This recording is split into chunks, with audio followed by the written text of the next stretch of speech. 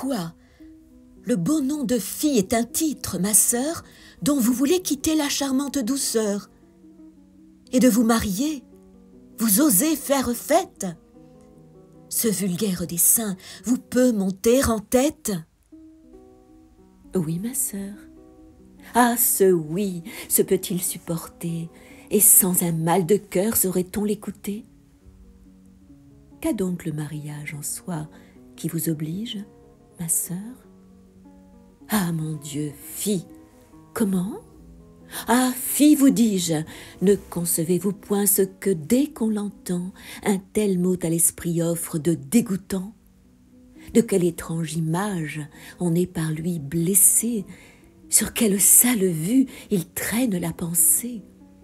N'en frissonnez-vous point, et pouvez-vous, ma sœur, aux suites de ce mot, résoudre votre cœur? Les suites de ce mot, quand je les envisage, me font voir un mari, des enfants, un ménage. Et je ne vois rien là, si j'en puis raisonner, qui blesse la pensée et fasse frissonner. De tels attachements, ô ciel, sont pour vous plaire. Et qu'est-ce qu'à mon âge on a de mieux à faire que d'attacher à soi, par le titre d'époux, un homme qui vous aime et soit aimé de vous? Et de cette union, de tendresse suivie, se faire les douceurs d'une innocente vie? Ce nœud bien assorti n'a-t-il pas des appas? Mon Dieu, que votre esprit est d'un étage bas, que vous jouez au monde un petit personnage, de vous claquemurer aux choses du ménage, et de n'entrevoir point de plaisir plus touchant qu'un idole d'époux et des marmots d'enfants. Laissez aux gens grossiers, aux personnes vulgaires, les bas amusements de ces sortes d'affaires. À de plus hauts objets élevez vos désirs, songez à prendre un goût des plus nobles plaisirs, et traitant de mépris les sens et la matière, à l'esprit comme nous, donnez-vous tout entière. Vous avez notre mère en exemple à vos yeux, que du nom de savante on honore en tout lieu. Tâchez ainsi que moi de vous montrer sa fille, aspirez aux clartés qui sont dans la famille, et vous rendez sensible aux charmantes douceurs que l'amour de l'étude épanche dans les cœurs. Loin d'être aux lois d'un homme en esclave asservi, mariez-vous, ma sœur, à la philosophie, qui nous monte au-dessus de tout le genre humain et donne à la raison l'empire souverain, soumettant à ses lois la partie animale dont l'appétit grossier aux bêtes nous ravale. Ce sont là les beaux feux, les doux attachements qui doivent de la vie occuper les moments, et les soins où je vois tant de femmes sensibles me paraissent aux yeux des pauvretés horribles. Le ciel, dont nous voyons que l'ordre est tout-puissant, pour différents emplois nous fabrique en naissant, et tout esprit n'est pas composé d'une étoffe qui se trouve taillée à faire un philosophe. Si le vôtre est né propre aux élévations, où montent des savants les spéculations, le mien est fait, ma sœur, pour aller terre à terre, et dans les petits soins, son faible se resserre. Ne troublons point du ciel les justes règlements, et de nos deux instincts suivons les mouvements. Habités par l'essor d'un grand et beau génie, les hautes régions de la philosophie, tandis que mon esprit, se tenant ici-bas, goûtera de l'hymen les terrestres appâts. Ainsi, dans nos desseins l'une à l'autre contraires, nous saurons toutes deux imiter notre mère.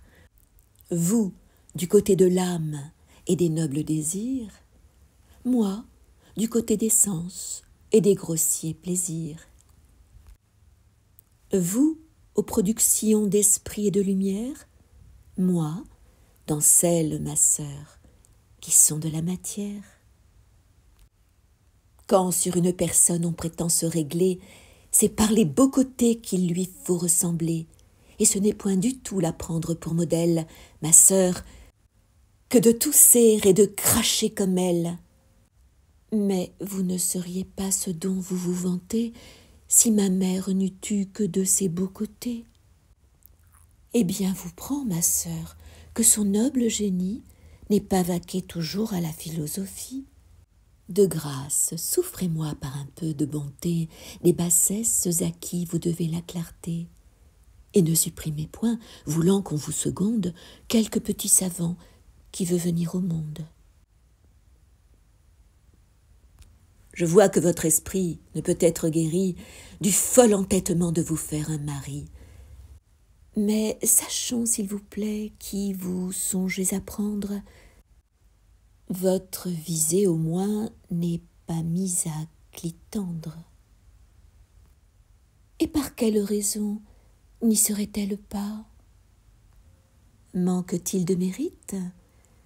Est-ce un choix qui soit bas? Non, mais c'est un dessein qui serait malhonnête que de vouloir d'un autre enlever la conquête, et ce n'est pas un fait, dans le monde ignoré, que Clitandre est pour moi hautement soupiré.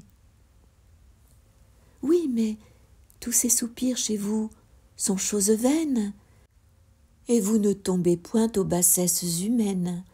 Votre esprit à l'hymen renonce pour toujours, et la philosophie à toutes vos amours. Ainsi, n'ayant au cœur nul dessein pour Clitandre, que vous importe-t-il qu'on ait pu se prétendre? Cet empire que tient la raison sur les sens ne fait pas renoncer aux douceurs des encens, et l'on peut pour époux refuser un mérite que pour adorateur on veut bien à sa suite. Je n'ai pas empêché qu'à vos perfections il n'ait continué ses adorations, et je n'ai fait que prendre, au refus de votre âme, ce qu'est venu m'offrir l'hommage de sa flamme. Mais à l'offre des vœux d'un amant dépité, trouvez-vous, je vous prie, entière sûreté? Croyez-vous pour vos yeux sa passion bien forte, et qu'en son cœur pour moi toute flamme soit morte? Il me le dit, ma sœur, et pour moi je le crois. Ne soyez pas, ma sœur, d'une si bonne foi, et croyez, quand il dit qu'il me quitte et vous aime, qu'il n'y songe pas bien, et se trompe lui-même. Je ne sais, mais enfin, si c'est votre plaisir, il nous est bien aisé de nous en éclaircir.